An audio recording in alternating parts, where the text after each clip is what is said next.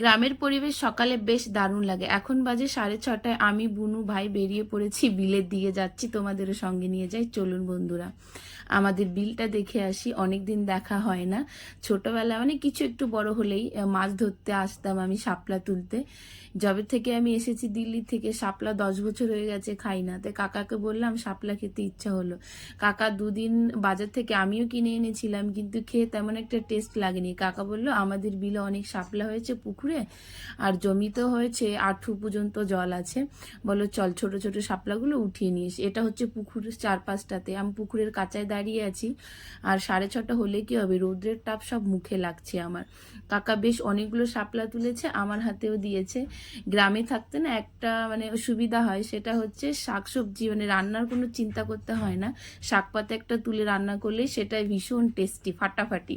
আমার সঙ্গে এই পুচকুটা এসেছে, মানে আমার ভাই, বুনু, কাকা, আমরা একসঙ্গেই এসেছি। কাকা বললো চল শাপলা তুলতে যাবে, আমি বললাম ডিং ডিং করতে করতে চলে এলাম।